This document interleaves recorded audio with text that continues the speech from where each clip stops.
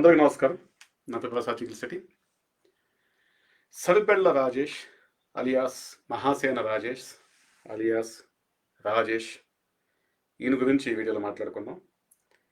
మంచి base voice ఉంటుంది, నోరేసుకుని పడిపోతూ ఉంటాడు మనిషి.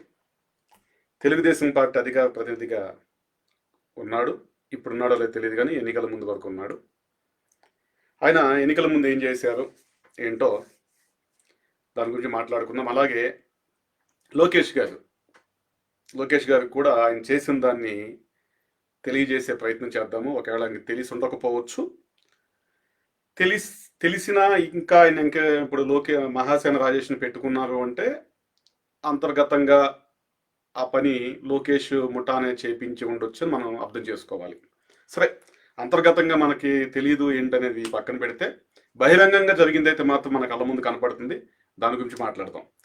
ఈ మహాసేన రాజేష్కి సంబంధించి గత ఎన్నికల్లో టీడీపీ ఒక టికెట్ ఇచ్చారు.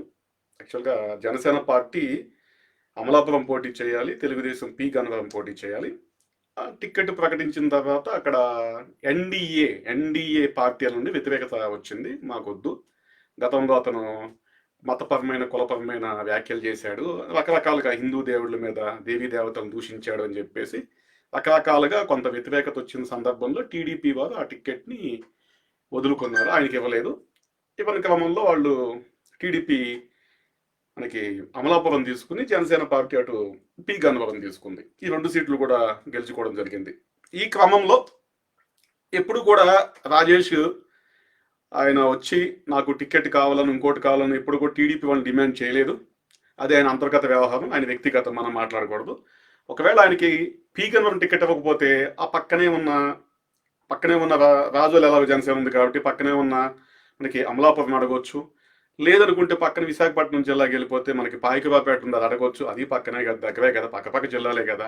అందులో రిజర్వ్ నియోజకవర్గాలు కాబట్టి ఎక్కడైనా పోటీ చేసుకోవచ్చు, అభ్యంతరం ఉండదు. లోకల్ నాన్ లోకల్ అనే తేడాలే ఉండవు అక్కడ రిజర్వ్లో. పోనీ ఈ పక్క పశ్చిమ గోదావరి జిల్లాకు వచ్చేస్తే, నది దాటి ఈ పక్క వచ్చేస్తే అక్కడ గోపాలపురం ఉంది, అలాగే కొవ్వూరు ఉంది. పోనీ మా కృష్ణా జిల్లాకు వస్తే పామర్ ఉంది, తివ్వూరు ఉంది, నందిగాం ఉంది. అటు గుంటూరు జిల్లాకి వెళ్తే ప్రతిపాడు ఉంది, రాజధాని ఏరియా తాడికొండ ఉంది. ఇలా అనేక నియోజకవర్గాలు ఈ విశాఖపట్నం, కృష్ణా, గుంటూరు జిల్లాలు ఇక్కడిక్కడే ఉన్నప్పుడు ఆయన ఏదో ఒక సీటు అడగొచ్చు, టీడీపీ వారు కూడా ఇవ్వచ్చు. మరి ఈయన ఎందుకు అడగలేదు? అడిగాడో, బహిరంగంగా అయితే అడగలేదు, అంతర్గతంగా అడిగాడో లేకపోతే వాళ్ళని చెప్పారో మనకైతే తెలియదు. కానీ టీడీపీ నుండి అతనికి టికెట్ రాలేదు. పి గన్నవరం ప్రకటించిన తర్వాత వేరే టికెట్ ఇవ్వలేదు. అది అతనికి టీడీపీకి సంబంధించిన అంశం, జనసేన పార్టీ సంబంధం లేదు. అయితే ఈ రాజేష్ ఏం చేశాడు అంటే, ఎన్నికల ముందు, పోలింగ్ ముందు సడన్ గా ఒకరోజు ప్లేట్ మార్చేసి జనసేనను ఓడించాలి, పవన్ కళ్యాణ్ ఓడించాలి, పవన్ కళ్యాణ్ మంచోడు కాదు, పవన్ కళ్యాణ్ వల్ల సమాజానికి హాని జరుగుతుంది అని చెప్పేసి ఈయన ఓకే గొంతేసుకుని పడిపోయాడు. ఓకే మాట్లాడేసి ఇష్టరాజ్యంగా మాట్లాడేశాడు. జనసేన పోటీ చేసిన 21 స్థానాల్లో కూడా జనసేన పార్టీని ఓడిస్తామని శబ్దాలు చేశాడు. దానికి సంబంధించిన స్క్రీన్ షాట్లు చూద్దాము. అదేం మాట్లాడాడు ఇదిగోండి. ఇది లోకేష్ గారిని కలిసిన ఫోటో. ఇది వెళ్ళి కలిసి వచ్చాడు లోకేష్ని. అంటే ఇంకా తెలుగుదేశం పార్టీలో కొనసాగుతున్నట్లు లెక్క. అతనికి ఉన్న పదవి ఉందో పీకేసారి మనకు తెలియదు. ప్రస్తుతానికి తెలుగుదేశం పార్టీలో కొనసాగుతున్నాడు. ఈ లోకేష్ని కలిసి వచ్చిన ఫోటో ఇది. పవన్ కళ్యాణ్ గారిని ఓడించకపోతే ఈ రాష్ట్రానికి ప్రమాదం. ఈ మహానుభావుడు పెట్టిన పోస్ట్ అండి ఇది. పవన్ కళ్యాణ్ గారిని ఓడించకపోతే ఈ రాష్ట్రానికి ప్రమాదం అంట. మరి ఏ విధంగా ప్రమాదం ఏంటో ఆయన వీడియోలో వివరించినట్టున్నారు. రాష్ట్ర ప్రజలెవరో కూడా పాపం ఎందుకో ఈయన ఆవేదనని, ఆందోళనని పట్టించుకోలేదు. రాష్ట్ర ప్రజలు ఎవరో కూడా. నెక్స్ట్ చూద్దాం మనం. నెక్స్ట్ ఏంటంటే, పవన్ కళ్యాణ్ గారికి మా మద్దతు ఉపసంహరించుకుంటున్నాం. ఈయన మద్దతునంట పవన్ కళ్యాణ్ గారు ఉపసంహరించుకున్నారంట. ఈయన తెలుగుదేశం నేతగా ఉన్నారు. అప్పుడు తెలుగుదేశానికి రాజీనామా చేయలేదు. తెలుగుదేశం పార్టీలో ఉండి ఎన్డీఏ కూటమిలో ఉన్న, తెలుగుదేశం భాగస్వామిగా ఉన్న ఎన్డీఏ కూటమిలో ఉన్న జనసేన పార్టీకి మద్దతు ఉపసంహరణ చేసుకున్నారంట. పవన్ కళ్యాణ్ గారితో పోలిస్తే మా వర్గాలకు జగన్ గారు బెటర్ అనిపిస్తుంది. పవన్ కళ్యాణ్ గారి కన్నా జగన్ చాలా బెటర్ అంట. ఆయనకి పోలీస్ కేసులు పెట్టి కొట్టించాడు కదా పాపం, ఏడ్చాడు పాపం, లైవ్లు పెట్టుకుని నన్ను కొట్టించాడు, జగన్ కొట్టించాడు అని చెప్పేసి. రాజమండ్రి వెళ్తే రాజానగరం జక్కంపూడి రాజా బ్యాచ్ రోడ్డు మీద కొడతాకొస్తే కారులో ఆ రోజు అయిపోయాడు. జనసేన నాయకులు కార్యకర్తలు వెళ్ళి సేవ్ చేసి పంపించారు క్షేమంగా. వీరికి వైసీపీ జగన్ చాలా బెటర్ అంటే వీరికి కేసులు పెట్టి కుమ్మిస్తే లోపలేసి చంపాలని ప్రయత్నం చేస్తే ఇది వైసీపీ జక్కంపూడి వర్గం. సరే జగన్ గారు ఈ వర్గాలకు ఈయన బెటర్. ఎందుకంటే మన ఈయన ఉన్నాడు కదా, డెడ్ బాడీని తీసుకెళ్లి పార్సిల్ చేశాడు కదా అనంతబాబు. అటువంటి వాళ్ళు కరెక్ట్. అటువంటి జగనే వీళ్ళ కరెక్ట్. ఆ పార్సిల్ అలాగే చేయాలన్నమాట. పార్సిల్ చేసి పంపిస్తే కరెక్ట్గా ఉంటుంది. పవన్ కళ్యాణ్ గారు కరెక్ట్ కాదు, ఈయనకి కరెక్ట్ కాదంటే ఈయనకి. తర్వాత కులం మతం పేరుతో అమాయకులపై దాడి చేసే ఎవరైనా సరే వాళ్ళకి వ్యతిరేకంగా పోరాడమని అంబేద్కర్ గారు చెప్పారు. ఇది మంచి పాయింటే బ్రదర్. పవన్ కళ్యాణ్ గారు ఎప్పుడు కూడా కులం మతం పేరుతో ఎవరి మీద దాడి చేయలేదు. నీకు ఒళ్ళు బలిసి ఒళ్ళు తిమ్మిరెక్కి ఒంట్లో కొవ్వెక్కువైపోయి ఏం మాట్లాడతావు తెలియక గతంలో నువ్వు చేసిన వ్యాఖ్యల వల్లే నీకు సీట్ ఇవ్వద్దని చెప్పేసి పీక అన్నవరంలో మాట్లాడారు. గతంలో ఒకసారి నీ వీడియోలన్నీ కూడా తవ్వుకో. ఇంకొకటి, నువ్వు మాట్లాడిన వీడియోలన్నీ కూడా బయటకు తీసింది ఎవరనుకుంటున్నా? సోషల్ మీడియాలో జనసేన కాదు, తెలుగుదేశం కాదు, బీజేపీ కాదు, వైసీపీ. నువ్వు చెప్తున్న జగన్మోహన్ రెడ్డి అన్నావే మా వర్గాలకి జగన్ గారే బెటర్ అని చెప్పేసి, ఆ జగన్ గారే నీకు టిక్కెట్ వస్తే ఆ జగన్ వర్గం ఏవైతే ఉందో ఇది పిల్ల సజ్జల ఎవరైతే ఉన్నారో వైసీపీ పేటీఎం బ్యాచ్ ఏవైతే ఉందో ఆ బ్యాచ్ నువ్వు మాట్లాడిన వీడియోలన్నీ తీసి నీ మీద అన్ని బయటకు తీసి నీకు టిక్కెట్ రాకుండా చేసినవి వైసీపీ వాళ్ళే. నీ వీడియోలన్నీ ఇక్కడ తోవి తీశారు. గతంలో నువ్వేం మాట్లాడావు, దేవీ దేవతల మీద ఏం మాట్లాడావు, అలాగే కులాల గురించి ఏం మాట్లాడావు, మతాల గురించి ఏం మాట్లాడావు గతంలో వీడియోలు ఉన్నాయి బ్రదరు. కులం మతం పేరుతో అమాయకులపై దాడి చేసేవారు ఎవరైనా సరే వారికి వ్యతిరేకంగా పోరాడమని అంబేద్కర్ గారు చెప్పారు. ఈ లైన్ నాకు బాగా నచ్చింది రాజేష్, చాలా బాగా నచ్చింది ఈ లైను. కాకపోతే మొట్టమొదటిగా నీ మీద నువ్వే పోరాటం చేసుకోవాలి. గతంలో స్టేట్మెంట్ ఇచ్చావు కదా, అమ్మాయిలను లేపుకొస్తే ఇది కులం పేరుతో పలానా కులాలకు చెందిన అమ్మాయిలను లేపుకొస్తే 1,00,000 రూపాయలు ఇస్తా పెళ్లికి అని చెప్పేసి నువ్వే కదా. కులాల పేరుతో నువ్వు చేసినవి అన్నీ ఉన్నాయి. ప్రతిదీ రికార్డెడ్ సోషల్ మీడియాలో నువ్వేం వాగావో ఏది ఎక్కడికి పోలేదో అంతా రికార్డ్ అయిపోయింది. అవన్నీ కూడా వైసీపీ వాళ్ళు బయటికి తీసారు ఎలక్షన్ టైంలో. ఇది పవన్ కళ్యాణ్ గారి వలన జరిగే అనర్థాలు ప్రజలకు తెలియజేస్తాం. బాగా తెలియజేసావు కదా. పవన్ కళ్యాణ్ గారి వలన జరిగిన అనర్థాలు ప్రజలకు బాగా తెలియజేసావు. నువ్వు తెలియజేస్తే ప్రజలు 21 సీట్లు గెలిపించావు. నువ్వు తెలియజేసిన తర్వాత కూడా ఇప్పటికే చాలా సహించాం. జనసేన పోటీ చేసే అన్ని స్థానాలను ఓడించడానికి రాజ్యాంగబద్ధంగా పనిచేస్తాం. మాకు రాజకీయాల పదవులు సొంత డబ్బు మాకెందుకు, కానీ జనసేన పోటీ చేసే అన్ని స్థానాల్లోనూ ఓడించడానికి రాజ్యాంగబద్ధంగా పనిచేస్తాం. చేసావు కదా, చేసావు. అలాగే చాలా పోస్టులు పెట్టావు, వీడియోలు పెట్టావు. రాష్ట్ర వ్యాప్తంగా నీకు ఫాలోయింగ్ ఉందన్నావు. నియోజకవర్గాల్లో ఓట్లు ఉన్నాయని చెప్పావు. అదేం చేసావు నువ్వు? ప్రజాస్వామ్య వ్యవస్థలో ప్రజలే ఓడించగలరు.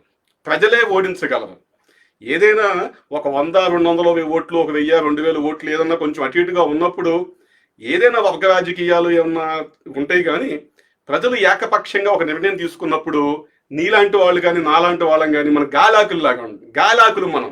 నేను కూడా గాలాకినే, నువ్వు గాలగ్గాడివే. నువ్వు అనుకుంటున్నావు నీకు బలుపు ఎక్కువ. బలుపు అంటే ఈ వాపుని చూసి బలుపు అనుకుంటున్నావు. నీ గురించి ఎక్కువగా ఊహించేసుకుంటున్నావు. రాజకీయంలో నేను వాడుకుంటున్నారు అంతే, గుర్తుపెట్టుకో. తెలుగుదేశం ఇప్పుడు వైసీపీ వాడుకుంటుంది, తెలుగుదేశం వాడుకుంటుంది, లేకపోతే ఇంకో పార్టీ వాడుకుంటుంది. మనం గాలాకల్లో అంటోళ్ళం. మనం ఎక్కువగా ఊహించుకోకూడదు, తొడలు కొట్టేయకూడదు, ఓడిస్తా, శబ్దం చేస్తా, రాజకీయాలు లేకుండా చేస్తా అని మనం మాట్లాడకూడదు. మనం నేనైనా నువ్వైనా సరే, నువ్వు ఒక పార్టీ ఇప్పుడు వైసీపీ పనిచేసావు, ఇప్పుడు తెలుగుదేశం పనిచేసావు, సరే ఇంకో పార్టీకి వెళ్తావు. మొదటి నుండి కూడా నేను జనసేనతోనే ఉన్నాను. మనం ఒక పార్టీని రిప్రజెంట్ చేసి మాట్లాడుతున్నప్పుడు ఆ పార్టీ విధానాలు దాని గురించి మాట్లాడతాము. ప్రత్యర్థి పార్టీలు విమర్శిస్తాము, వాళ్ళు చేసిన విమర్శలు తిప్పి కొడతాము. అంతవరకే మనం ఉండాలి తప్ప తొడలు కొట్టుకుంటే తొడలు వాసిపోతాయి రాజేష. ఏదో బలుపు వచ్చిందని చెప్పేసి ఏదో వాపు వస్తే దాన్ని బలుపు అనుకోకూడదు. అది వాపే. దానికి మందులు తీసుకోవాలి, దాన్ని వైద్యం చేయించుకోవాలి. గుర్తుపెట్టుకో రాజేష. ఈరోజు కూటమి అధికారంలో ఉంది. మరి నువ్వు చేసిన వాటికి ఏం సమాధానం చెప్తావు? కూటమిలో ఉన్న పార్టీని ఓడించాలని పిలిపించావు కదా, ఓడిస్తానన్నావు కదా, పవన్ కళ్యాణ్ గారిని ఓడిస్తా అని చెప్పావు కదా, 21 స్థానాల్లో అభ్యర్థులు ఓడిస్తా అని చెప్పావు కదా. ఏం చేయగలిగావు? మా మెజార్టీలు చూసావా? ఎస్సీ రిజర్వ్డ్ నియోజకవర్గంలో కూడా గెలిచాం, ఎస్టీ రిజర్వ్డ్ నియోజకవర్గంలో కూడా గెలిచాం మేము. మరి పరిస్థితి ఏంటి చెప్పి ఈ రోజు నాడు? నువ్వు చెప్పు. అన్ని నియోజకవర్గాలు మేము మొత్తం క్లీన్ స్వీప్ చేసుకొచ్చాము. నీ నీ ప్రతాపం ఏమైపోయింది, నీ శబదాలు ఏమైపోయింది, నీకున్న ఓట్ల బలం ఏమైపోయింది, రాష్ట్ర వ్యాప్తంగా ఏమైపోయింది రాజేష? మనమేంటి, మన స్థాయి ఏంటి, మనం ఎంతవరకు తెలుసుకుంటే మంచిది. మంచి భవిష్యత్తు ఉంటుంది రాజకీయంగా, నీకు మంచి భవిష్యత్తు ఉంటుంది రాజకీయంగా. లేదు ఇష్టారాజ్యంగా మాట్లాడతామంటే ఇలాగే ఉంటుంది. గతంలో నీ నోటి దురద, బలుపు, నువ్వు వాగిన పిచ్చి వాగుడు అన్నీ కూడా వైసీపీ వాళ్ళు బయటికి తీయడం వల్ల టికెట్ పోయింది, అంత మించేం లేదు. దానివల్ల నీకు టికెట్ పోయింది. ఒకవేళ నీ టికెట్ ఇస్తే వైసీపీ వాళ్ళు ఏం చేసేవాళ్ళంటే ఆ వీడియోలను తీసుకెళ్లిపోయి ఎన్టీవీ, TV9, సాక్షి టీవీ, బులుగు మీడియా ఏమైతే ఉందో నాకన్నా నీకు బాగా తెలుసు. గతంలో వాళ్ళతో కలిసి పనిచేశారు కదా, వాళ్ళు ఎలా ప్రచారం చేస్తారో అన్ని టీవీ ఛానల్లో కూడా తీసుకెళ్లిపోయి ఆ వీడియోలు మొత్తం ప్రచారం మొత్తం పొద్దుస్తమానం వేసేసి ఇటువంటి వారికి కూటమి టికెట్ ఇచ్చిందని చెప్పేసి ప్రచారం చేసేవాళ్ళు. నీకు ఇక ఎందుకులే, అయిపోయింది అయిపోయింది. మీరు అడగొచ్చు నన్ను, ఎలక్షన్ ముందు ఎందుకు మాట్లాడలేదు, ఇప్పుడు ఎందుకు మాట్లాడదామని చెప్పేసి.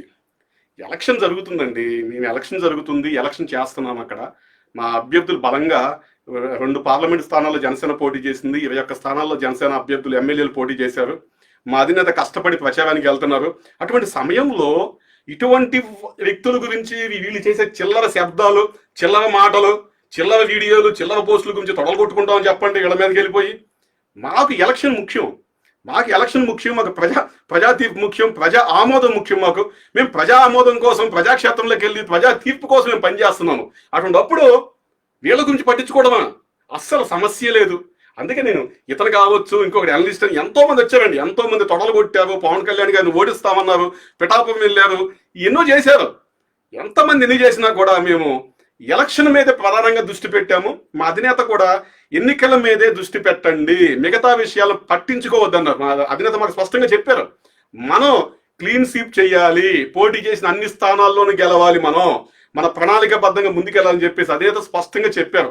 అలా చెప్పడం వల్లే మేము ఎన్నికల మీద మాత్రం దృష్టి పెట్టాము, ఇటువంటి వారి మీద మేము దృష్టి పెట్టలేదు. ఇక ఈ సందర్భంగా లోకేష్ గారికి నేను చెప్తున్నాను, అయ్యా లోకేష్ గారు, ఈయన కూటమికి వ్యతిరేకంగా పనిచేశాడు, పవన్ కళ్యాణ్ గారిని ఓడించమని ఈయన శబ్దాలు చేశాడు, స్టేట్మెంట్లు ఇచ్చాడు, వీడియోలు చేశాడు, అలాగే జనసేన అభ్యర్థులు ఓడించాలన్నాడు, ఈ చాలా మాట్లాడాడు ఎలక్షన్ టైంలో. అవి మీ దృష్టికి రాలేదేమో, ఒకసారి మొత్తం కూడా మీరు ఆ వివరాలు తెప్పించుకోండి, ఒకసారి పరిశీలన చేయండి, మీకు అందుబాటులోకి వచ్చేస్తాయి. మీరు ఏ విధమైన యాక్షన్ తీసుకుంటారో ఆ యాక్షన్ తీసుకోండి. కనీసం అతనికి క్షమాపణ చెప్పించిన మాకు సమ్మతమే, మా జనసేన పార్టీ కార్యకర్తలకి. మా అధినాయకత్వం పట్టించుకోదనుకోండి, అన్ని ప్రతిదాన్ని వాళ్ళందరూ పట్టించుకుంటారు. సోషల్ మీడియాలో ఎవడో తొడగొడితేనో, ఎవడో ఏదో తొడగొడితేనో, వాడు నిక్క జారిపోతేనో తొడగొట్టి ఏదో మంగమ్మ శబ్దాలు చేస్తేనో, ఇవన్నీ కూడా మా పార్టీ అధిష్టానం పట్టించుకోదు.